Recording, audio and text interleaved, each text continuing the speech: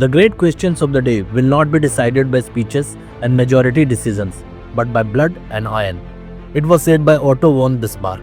Bismarck Germany का iron chancellor था। उसका मानना था कि बड़े बड़े भाषण देने और डेमोक्रेसी से देश नहीं बनता।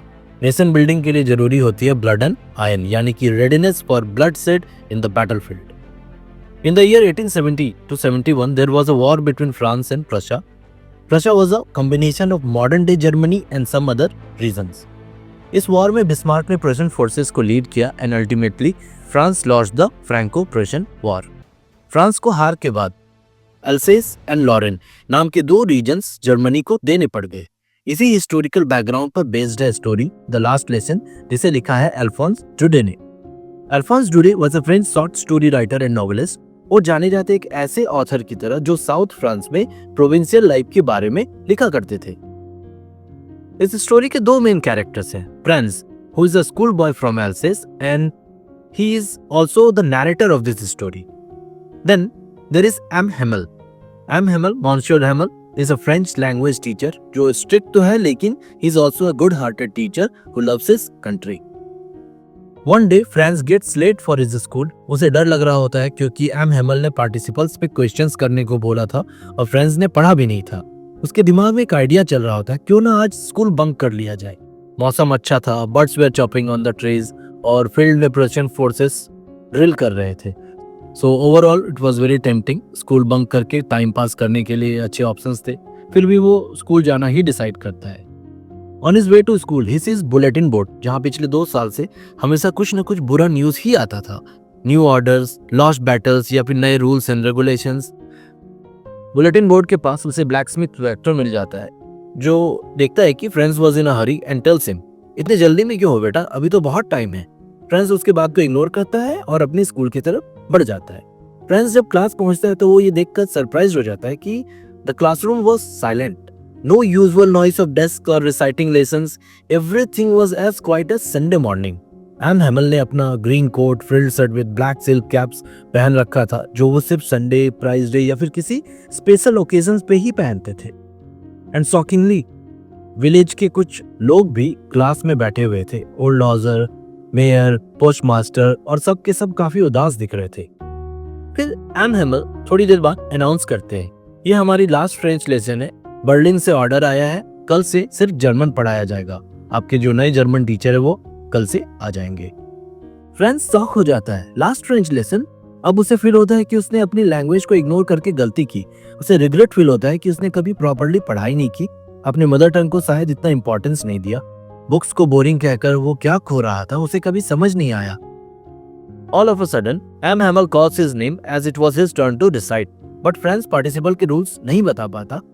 यहाँ एम हेमल उसे डांटते नहीं है, वो कहते हैं we always say we have plenty of time and now see where we are. हमेशा हम कहते रहते हैं कल पढ़ लेंगे, टाइम है, अब देख लो क्या हो गया।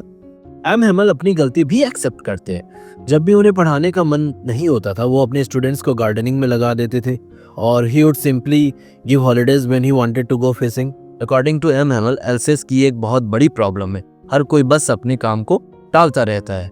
जैसे इन सब ने पढ़ाई को हमेशा कभी प्रॉपर इंपॉर्टेंस नहीं दिया और अब उनके मदर टंग फ्रेंच की जगह पर जर्मन पढ़ाया जाना था और ये उन सब का लास्ट लेसन था।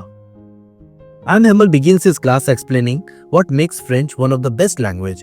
फ्रेंच एक ब्यूटीफुल लैंग्वेज है, क्लियर है, लॉजिकल है and that they must never forget it. जब तक लोग अपने मदर टंग को याद रखते हैं they remain connected to their native और लोकल कल्चर एंड ट्रेडिशंस।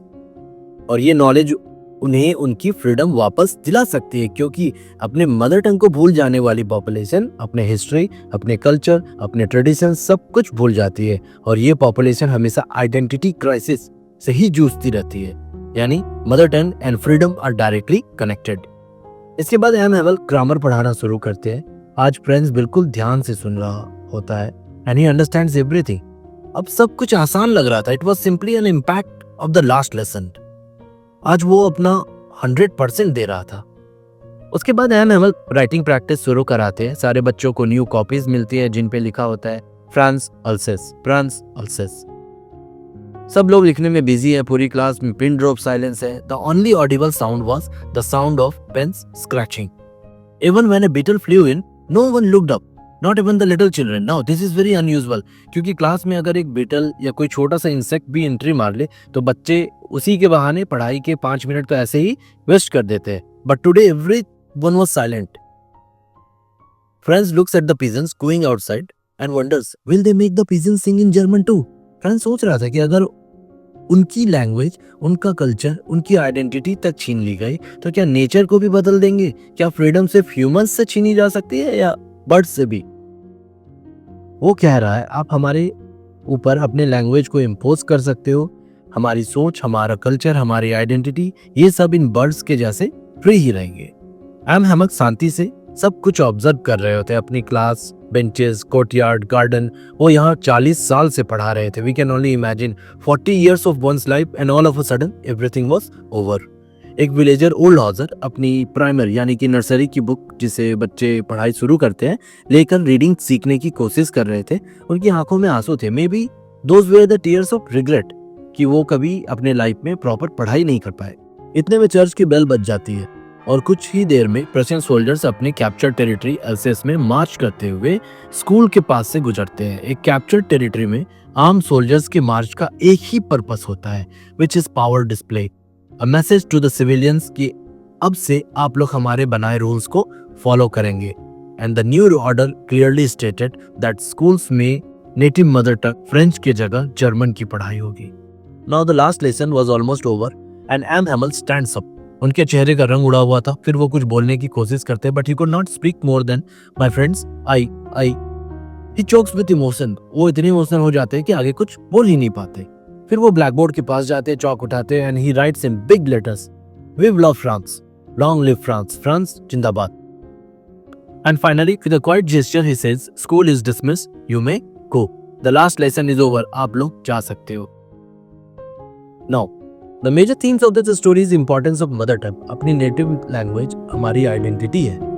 अगर हम अपने नेटिव लैंग्वेज को खो देते तो हम अपने रूट्स, हिस्ट्री, कल्चर, ट्रेडिशन और फ्रीडम सब कुछ खो देते हैं। This story also deals with the theme of loss and regret. जब हम कुछ खो देते हैं तभी उसकी वैल्यू समझ आती है, जैसे फ्रेंड्स और विलेजर्स के साथ हुआ जब उनके मदर टंग को रिप्लेस कर दिया गया। Then there is this theme of importance of education। पढ़ाई और लैंग्वेज दोनों ही फ्रीडम और कल्चर के टूल्स हैं। The theme of patriotism is presented through the silent resistance of Am Hamel and villagers when he tells them not to let go of their mother tongue। So overall, the last lesson एक emotional कहानी है एक छोटे से village else's की, जहाँ लोगों को अपने लैंग्वेज की इंपॉर्टेंस तब समझ आती है जब उसे छीन लिया जाता है। ये कहानी हमें सिखाती है कभी भी अपने लैंग्वेज, फ्रीडम और एजुकेशन जैसे चीज़ों को फॉर ग्रांटेड नहीं लेना चाहिए। ये सब हमारे लाइफ के ऐसे एसेंशियल्स हैं जिनके प्रेजेंस को भले ना फील किया जाए, पर इनके एब्सेंस से लाइफ बहुत चैलेंजिंग हो जाती है। So hold on to your language, hold on to your identity, because some goodbyes come without warning and sometimes the last lesson becomes the most unforgettable one. Now, these are some word meanings from the chapter The Last Lesson. If you don't already know the meanings of these words, write it down in your notes and keep revising from time to time.